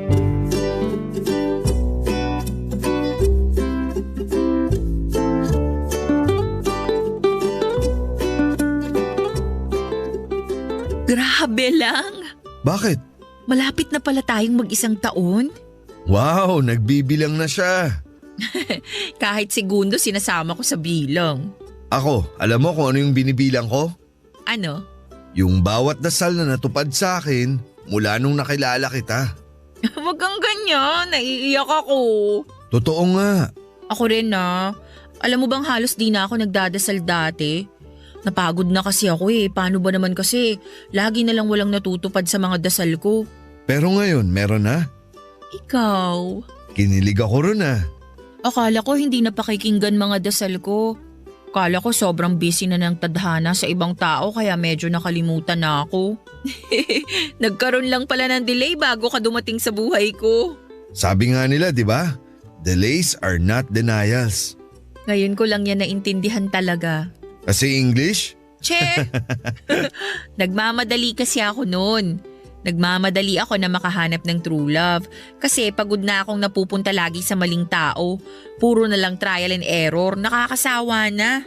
Tapos ngayon? Ngayon, andito ka na. Naiintindihan ko na kung bakit kinailangan kong maghintay kasi niluluto pa ng Diyos yung perfect love story para sa akin. Ang tamis naman! Mas tumamis ang buhay ko mula nang dumating ka. Diabetic na nga ata ako eh. Ang alam ko, next week pa ang mansari natin pero gusto ko na sanang ibigay ito sa'yo ngayon. Di na ako makapaghintay eh. Seryoso ba? Ikaw kasi, ang sweet ng mga sinabi mo. Di ko tuloy mapigilang ma-inlove sa'yo lalo. Nagsabi lang ako ng nararamdaman ko. At thank you, kasi ngayon lang ako nagkaroon ng karelasyon na very vocal sa nararamdaman niya. At ngayon lang ako nagkaroon ng karelasyon na kayang patunayan sa akin na hindi lahat ng lalaki sasaktan lang ako. Thea, Hmm? ikaw ang pinakamagandang nangyari sa akin ngayong taon. Kung pahihintulutan ng Diyos, ikaw na rin ang magiging pinakamagandang mangyayari sa akin sa mga susunod na dekada ng buhay ko. Huwag kang ganyan, naiiyak na ako. Mula nung nakilala kita, wala akong ibang gustong gawin kundi makita kang masaya. Kahit hindi ako ang dahilan. Ikaw ang dahilan ko sa bawat saya na meron ako ngayon. Kaya nga pinag-ipunan kong bilhin tong ibibigay ko sa'yo ngayon. Dahil alam ko karapat dapat ka para dito. Ito na ba yun? Thea, mahal kita. At sana hanggang sa pagtulog ay alam mo yun. Wala akong ibang gustong gawin kundi ang makasama kang tumawa sa mga bagay na nagpapasaya sa'yo. Nandito ako lagi. I love you. I love you too. Kaya inaabot ko sa'yo itong pulang maliit na kahon. Buksan mo. Ikaw na para makita mo. Akin na nga. Ang tagal kong hinintay to. Buksan mo na. Ikaw? Mahal yan. Binili ko pa sa Singapore yan. O sige na, isukat mo na. Isang pares ng hikaw ang inabot ni Brick sa akin na nakalagay sa maliit na pulang kahon. Inakala kong singsing yon at aayain na niya akong ikasal. Napansin niyang nakatitig lamang ako sa higaw kaya kinuha niya yon sa akin at saka nilagay sa mga tenga ko. Nabigla ako sa sarili ko dahil masyado ako nag-expect na singsing ang laman ng pulang kahon na yon. Kahit sino naman siguro papadudod, hindi ba? Noong nailagay na niya ang hikaw sa mga tenga ko ay pinagmasdan niya ako at natakot ako na baka makita niyang desmayado ako. Kaya abot hanggang tenga ang peking ngiti ko. Hindi naman niya napansin na nalungkot ako lalo na noong nagpasalamat ako sa kanya at sa kaniyakap. Pinagyabang niyang mahal ang mga hikaw na yon at talagang pinuntahan pa niya sa Singapore para lamang mabili yon. Hindi ko na nga pinakinggan ang iba pa niyang mga sinabi dahil masama ang loob ko. Alam kong nangako ako sa sarili ko na hindi ko tataasan ang expectations ko para kay Briggs pero kasi gusto ko nang maitali sa kanya, Papa Dudut. Wala na akong ibang gustong hintayin noon. Gusto ko na lang noon na makasal na sa kanya para may formality na ang lahat. Kaya lang ay mukhang malabo pa dahil mas pinili niyang bigyan ako ng hikaw kesa sa singsing na pangarap ng bawat babaeng nagmamahal. Pagkatapos noon ay nag-aya na akong umuwi dahil baka hindi ko na makayanan pang maitago sa kanya ang pagkadismaya ko. Nagtaka rin siya kung bakit ako nag-ayang umuwi kaagad usually ako naman yung gustong magstay pa ng mas matagal kapag kasama siya. Nagdahilan ako na sumasakit na ang puson ko dahil malapit na akong datnan. Hindi naman niya ako inusisan at emosyon ko ng mga oras na yon, Papa Dudut. Barangay Love Stories. Barangay Love Stories. Na napigilan pa ang sarili ko, Papa Dudut. Pinagpatuloy ko na ang pag-asa na anytime ay aayain na ako ni Briggs na pakasalan. Alam kong nangako ako sa sarili ko na hindi na ako ulit mag-i-expect ng kahit na ano sa karelasyon ko pero naisip kong deserve ko pa rin namang mag-expect sa isang tao dahil alam kong kaya ko ring sabayan ang expectations na yon. Madalas akong nag-search sa internet kung paano mapapadali ang pag-propose ng isang lalaki sa isang babae. Lahat ng nakita ko ay sinunod ko pero walang naging epekto para kay Briggs. Naubusan ako ng pasensya lalo na kapag nagpaparinig na ako pero madalas ay deadma pa rin siya. Sinubukan kong kalmahin ang sarili ko kapag walang napupuntahan ang mga parinig ko dahil ayokong mag-away kaming dalawa. Hindi ko alam kung manhid lamang noon si Briggs o talagang ayaw niya lang pansinin ang mga sinasabi ko. Imposible namang hindi siya nakahalata sa mga pagpaparinig ko dahil masyado nang obvious lahat ng sinasabi ko. Sa tuwing magkasama kami ay wala akong ibang ginawa kundi ang magpasaring sa kanya at siya naman ay nakagagawa ng paraan para pasimpleng ibahin ang usapan. Nagkaroon tuloy ako ng kutob na baka hindi pa siya ready noon. Kaya nga ako nainis kasi ako ay ready na para sa kasal.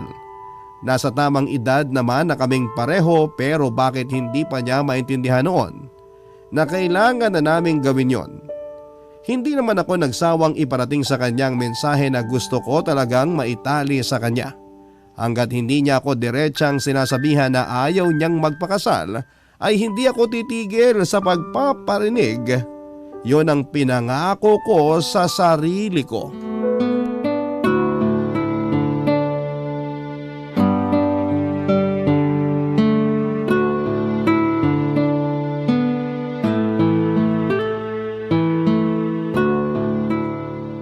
Nabusog ba kita sa spicy adobo ko? Sobra! Ang sarap! Pinakamasarap na adobong natikman ko. Masasarapan ko pa ang mga luto ko kapag mag-asawa na tayo. Paabot naman ng tubig please. Narinig mo ba yung sinabi ko? Oo naman. Ay, gatas na lang pala. Ano? Gatas na lang yung iabot mo sa akin. Huwag na yung tubig. Mas nakakatanggal ng anghang ang gatas eh. Alam mo ba yon? Oo, nasabi mo na yan sa akin last week. Alam mo bang mahilig ako sa gatas? Kahit kailangan kong magising gatas ang iniinom ko kaysa kape. Hayaan mo kapag mag-asawa na tayo, lagi kitang aabutan ng gatas kahit ilang litro pa yan. Paabot na ng gatas please. Maanghang na sa dila eh. Ay, sorry. Teka, salinang kita sa baso.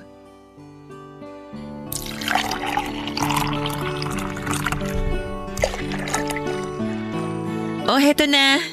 Thank you ah. Masyado akong maalaga, no? Oo, the best ka sa pag-aalaga.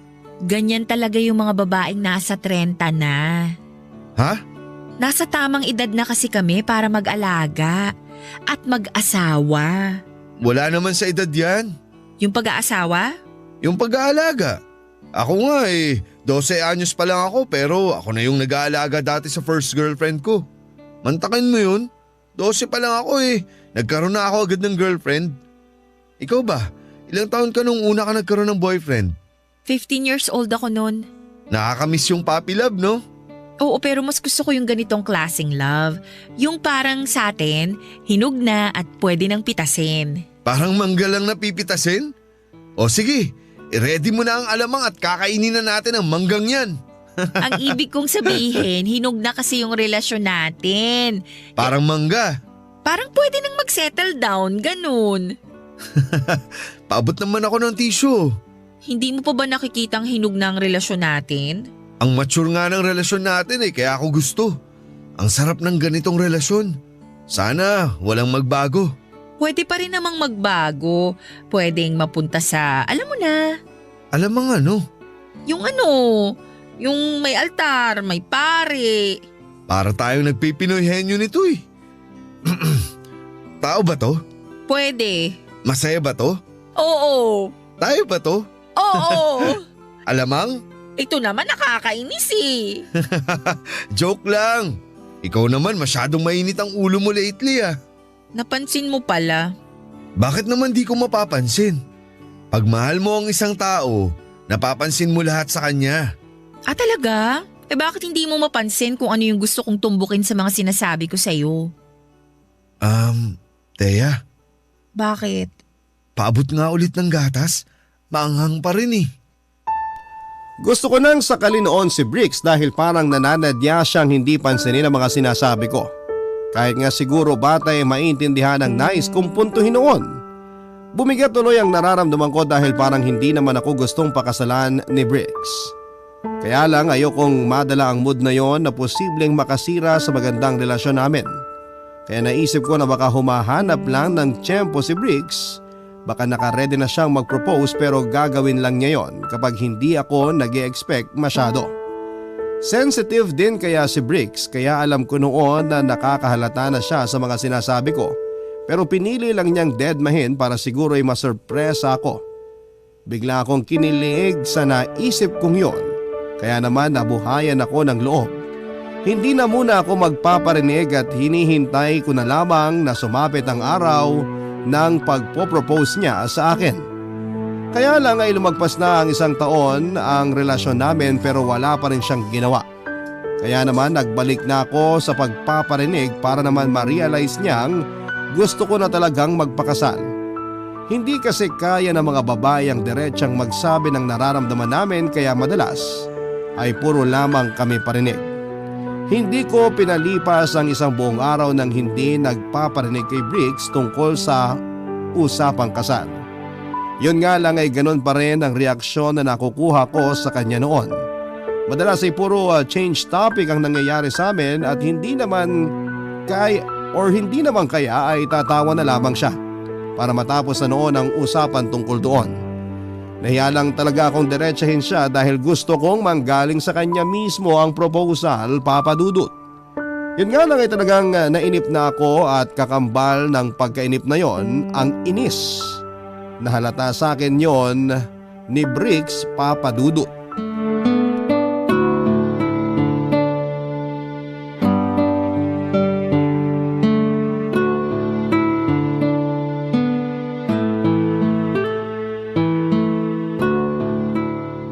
Kanina ka pa tahimik dyan ah. Walang masamang manahimik. Toyo ba yan? Hindi. Kailangan ba kitang lambingin? Kailangan kong huwag kang umiwas sa mga sinasabi ko. Umiwas? Mama ang maangang ka pa talaga. Hindi ko mag-gets, sorry. Okay, diretsahan na ha. Bakit ka ba umiiwas pag usapang kasal na? Hala? Tignan mo na. Ay, okay, sige, sasagot na ako. Sorry kung umiiwas ako. Kasi ayaw mo akong pakasalan? Hindi ah. Hindi lang muna sana ngayon. Kung pwede, maghintay ka muna. 1 taon pa lang naman tayo. Di natin kailangang magmadali. Marami tayong oras para magpakasal. Enjoyin muna natin to.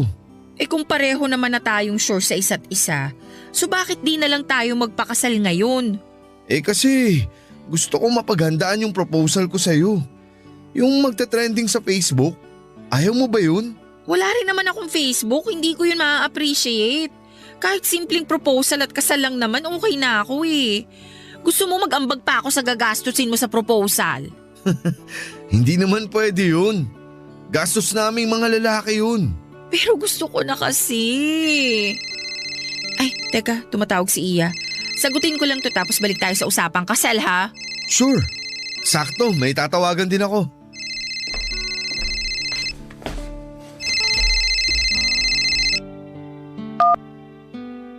Hello, Iya. Girl, busy ka? Kasama ko si Briggs eh. May importante kaming pinag-uusapan. Okay lang ba tawagan kita mamaya?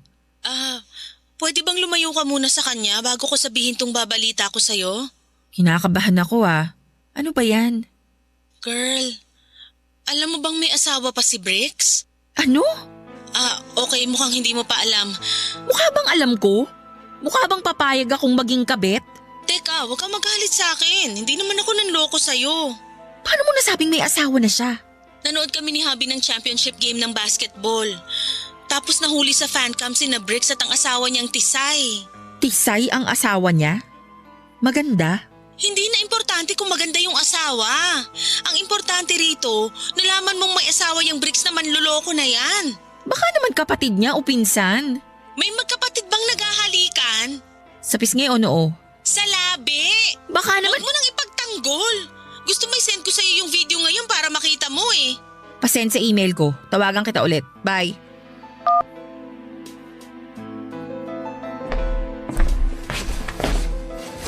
Teya, uwi na muna ako ha. May emergency sa bahay eh. May asawa ka na? Ha? May asawa ka na pala. Ikaw? Future asawa? Diba? Eh kumusta naman yung championship game ng basketball na napanood nyo ng asawa mo? Sarap pa ng halikan nyo ah. Ha? Di ako nanonood ng basketball. Sinungaling! Ano bang klaseng pagbibintang yan? Nababaliw ka na ba? Oo, nababaliw na nga ako siguro. Nababaliw na ako sa pag-iisip na ikaw yung perfect guy para sa akin pero hindi pa pala. Kumalma ka nga muna. Kanina lang pinag-uusapan natin ang kasal. Tapos ngayon nangaaway ka na. Bakit hindi kita aawayin? After mo kong gawing kabit nang hindi ko alam? Teya, ano bang mga pinagsasasabi mo? Akala ko na delay lang ang tadhana sa pagbibigay sa akin ng perfect guy. Pero nagpadala na naman pala siya ng panibagong lesson sa akin. Sana dininay na lang niya yung request ko. Pare-pareho kayong mga lalaki. Mga manloloko! Perfect cheater si Briggs, Papa Dudut. Yung inakala kong the one for me ay nakalaan na pala sa iba. Inamin niyang matagal na siyang kasal at nasa ibang bansa ang asawa niya. Nagbakasyon lang daw sa Pinas kaya nagkasama ulit sila. Sinabi niya na malabo na raw ang relasyon nila dahil pakiramdam niya may ibang lalaki na ang asawa niya. Hindi ako naniwala dahil alam ko na yung ganong klase ng rason ng mga lalaki. Ganon din ang nirason ng ex ko noong pinili niya akong lokohin. Kaya hindi ko pinaniwalaan si Bricks, Papa Dudut. Agad akong nag-walk out. Sinubukan pa niya akong tawagan pero blinako na siya sa number niya sa cellphone ko. Naiyak ako habang nasa taxi at nahiya pa ako sa taxi driver na binilhan pa ako ng tissue sa isang convenience store dahil basang-basa na ang mukha ko ng mga luha ko. Nasaktan ako sa ginawa ni Bricks, Papa Dudut, minahal ko siya pero hindi ko kayang maging number 2. Ilang beses na humingi ng chance si Bricks sa akin at sinabing pwede naman daw naming itago muna ang relasyon namin. Hahanap lang daw siya ng tiyempo para maiwan ang asawa niya dahil ako naman daw ang mas mahal niya. Nagalit ako lalo dahil mas mahal niya ako. Ibig sabihin lang noon ay mahal pa rin niya ang asawa niya. Noong tinanong ko kung meron pa siyang pagmamahal sa asawa niya ay sumagot siya ng oo. Dinepensahan niya ang sagot niya at sinabing kaya ko raw siyang tulungan para makalimutan ang asawa niya. Mas lalo akong nagalit dahil ginawa pa niya akong panakipbutas matapos ko siyang unahin sa lahat. Yun ang huling beses na nakapag-usap kami. Pagkatapos noon ay pinili kong lumipat na ng tirahan para hindi na niya ako mahanap pa. Naging broken akong muli at hindi ko alam kung paano pa ako makakabangon. Masyado kong umasa na si Bricks na ang perfect guy para sa akin. Pero naging perfect example lang pala siya ng taong hindi ko dapat mahalin. Papa Dudut, masyado po akong nasaktan pero pipilitin kong mag-move on. Hanggang dito na lamang po ang aking liham. Ang inyong forever kapuso at kabarangay, nasaktan pero willing mag-move on, Thea. Barangay Love Stories. Love Stories.